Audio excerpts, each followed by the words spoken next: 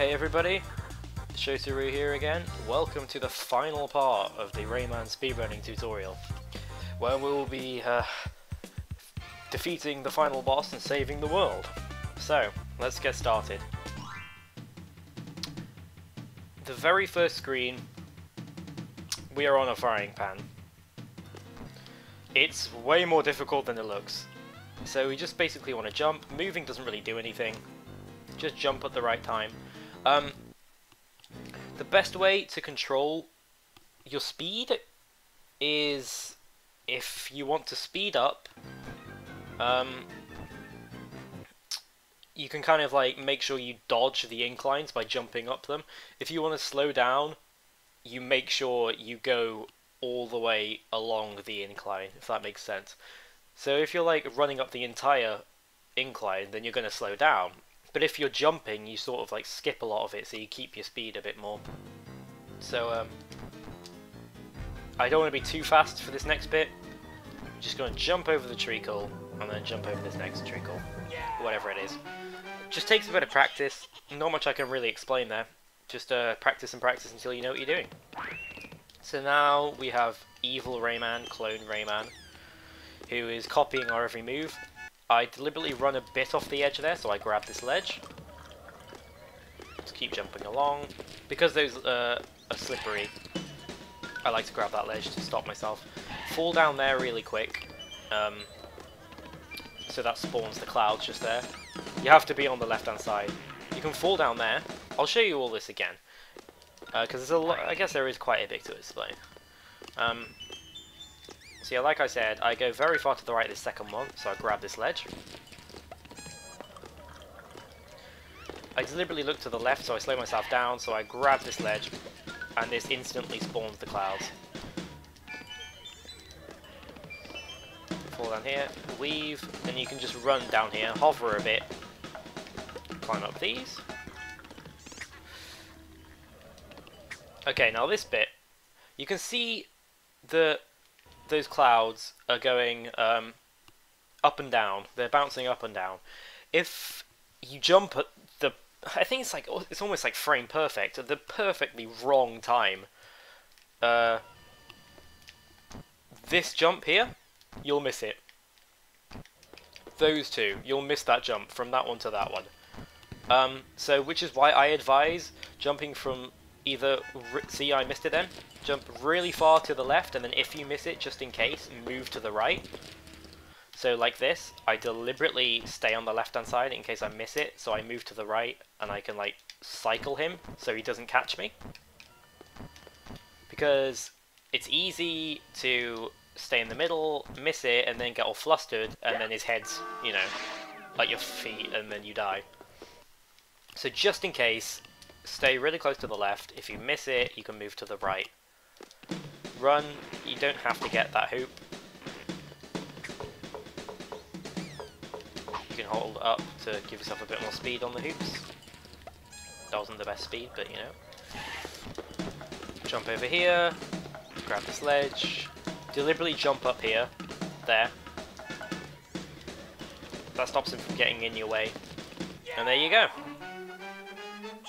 Again, just takes a bit of practice. Now we're on the clown screen. And right now, our controls are inverted. Up and down are the same. Right is left and left is right. So, left is going right. We want to get to this platform right here. Now what we're going to do is go up to that chocolate ledge on the top left. We're going to damage boost off of the clown. So, I walk, and the way I tell when I need to jump is I jump when I'm on this little honeycomb looking thing right here on the platform, just right there. So I move, jump, hover, and there you go. I'll try and show it in real time. It's easy to miss, it's very easy to miss. Might take a couple tries. So jump, and there you go. If you don't have enough health to do it, you'll have to go the slow way. This guy sucks. You might have to punch him to get him out of the way. Kill these guys. I haven't actually had to go the slow way at all. It might be faster to kill yourself, if you're on really low health, it's probably worth it right at the beginning of the level to just fall down and die, because you want enough health to be able to pull off the skip. You can do it without taking damage, but it's tough, and I don't think there's any point in learning it. So, go here, jump off of that part, and there you go. Just like that. Now, there's a big fat clown up here, a purple one. If you're running, jump right here, just before where you start moving down on that platform. And then hover really quickly, and you can jump over him. Take the checkpoint if you want to. Jump off here, really long jump. Again, really long jump. Hover just at the end of it, and you land here. Okay, so with this bit, again, I like to fall off the edge of it a tiny bit. Just go jump really late, so you grab this ledge. If I jump too early, I sometimes reach up here, and I'm still going really fast, like that, so I'll fall over here. But you don't have to worry, because you can grab onto this ledge. And that ledge gives you some health, so you're safe. So that's if worst case scenario happens. So just grab this ledge. Grabbing ledges is always safe on slippery surfaces. Weave between these. Then what I do here, I deliberately go as fast as possible, holding left, because obviously left makes you go right. But at the end of this segment is where your controls become normal again, all of a sudden. So if I'm holding left, you'll see what happens. Just hover, and then I move straight onto the cloud. Just holding left the entire time. So now we're in perpetual running. Jump here, survive. Okay, so you have a couple of options right now. Let's say you were on 3 health. You'll want to be on 5 health for the fight, because that's always good. So you jump at the last possible moment, and you get this 5. If you're on... if you have a 5 health meter, but you're on like 1 health, for example, then don't do anything, and you get this. And you're moving faster. So that's the better option to replenish your health if you already have a 5 bar. So there's your 2 options. Because you'd like to have 5 health entering the fight. I then use this touching me, like this sort of scoop, just almost touching me, as my cue to jump. That's if I'm going really fast. If I go this way, and I'm not going so fast, you don't have to worry about it. Because you're going really quite slow. So anyway, now we have to run ourselves. We don't have punch. And we're entering the fight. Let's get hyped for the end of the run. Okay. First phase of the fight, just jump 3 times. Now, you can go through these orbs, like that, or you can jump over them like that. I personally jump over them. Just which hurts you less, whichever one hurts you less. So just move between them. It's very easy. If you get hit by one of them, oh great. It's very easy to really, like, you know, mess it up, because you lose a lot of health really fast. Oh, come on. No, I'm going to show you this again. It's really easy to lose a lot of health really fast in this section, because you can get stuck getting hit back and forth between the fire, and they can take like 2 health at a time sometimes. So you can use a lot of health, so you got to be really careful in this bit.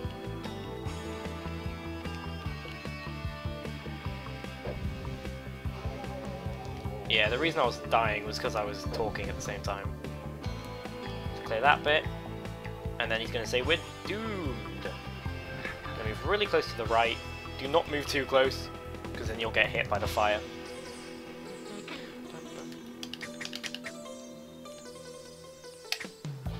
Jump up to meet that, and there we go. Here's the actual boss fight. Now this first phase, you can see he has 8 health. You can actually hit him 4 times in one cycle. I'm not going to teach you that, it's ridiculous. I can't even do that, it's just stupid. I can teach you 3 hits, and they might not happen all the time. but you're gonna first move towards him when you punch, like that. Do a really small punch and move towards him. So, really small jump, then move towards him. Then as soon as you land, you're gonna jump again and hover, and then jump a final time as you're falling. So, like this. Make sure you're moving towards him. You have to make sure that your jump is high enough that it hits his head, because if your jump is too short, it'll just hit his body and he won't do any damage. And obviously, if you're trying to time your jump really, really well, you might end up helicoptering instead because you haven't actually touched the floor yet. There you go, 3 hits. There you go. That's the 3-hit technique. Now for these guys, they're the twins of Space Mama and something else. They're gonna appear, and you want to hit them as soon as you can, really. Aim for like one side, aim for the left one, and just keep punching. Sometimes they randomly fire at you and it's really annoying, but if you just keep consistently hitting them, they just don't fire. And then the final phase, which is actually very easy. When he hits on the ground, you're going to get lifted into the air, and you're going to punch him, like that. If your timing is really good, you can jump afterwards and punch him another time, and then if your timing's really good, you can keep chaining punches, one after another after another. I think they're all pretty much frame perfect though, so do not expect them. In my PB I actually got 4 in a row, I believe, which is ridiculous. It's pretty much just luck, just gotta know your timing. Run underneath. Okay, no double hits so far, run underneath. Nope. Okay, so we're getting no double hits here.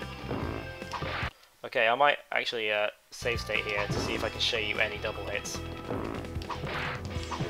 No, we're not getting any. That's quite common, to be honest. It's common to not get any double hits. And there we go. As soon as we become big again, that's where you'll stop the timer. So now. And that's the end of the run. I'll try and show you some double hits. I guess it's not wanting me to. There you go. See how I hit him twice in a row? Really difficult. But as soon as you become big, that's where the timer stops. And there we go. I will link in the description. If I have a link for one, I'll link in the description a link to an auto splitter for live split. The live split is a splitting system that we use for timers and timing this game. So the auto splitter will mean you don't have to do it yourself. You don't have to press the button on each level. But there you go. That's the run. If you have any questions about any of it, let me know.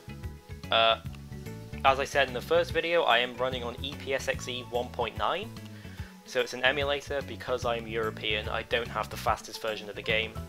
The PAL version, which is the European and Australian version, is a lot slower than the American version, NTSC, American and Japanese. A lot slower, approximately 15 minutes I think. So we are running on emulator. A lot of the community is European, so emulator seems to be okay for the time being. My current personal best for this run is 1 hour 27 minutes and 2 seconds. The world record, I believe, is a 1 hour 22:27. I have a lot to save off my run. I know a lot of things I did badly. So hopefully I'll be improving that soon, and hopefully you guys will be beating my time soon. And I hope this helps you. So thank you if you all watched all of the videos. If anyone needs me to make other videos, I will gladly assist them. And yeah, I'll see you guys later. You could also follow my Twitch channel if you want to see me doing some runs live sometimes. Or just subscribe to the YouTube if you want to see some neat little tricks that I might upload sometimes. So yeah, I'll see you guys later. Thanks for watching.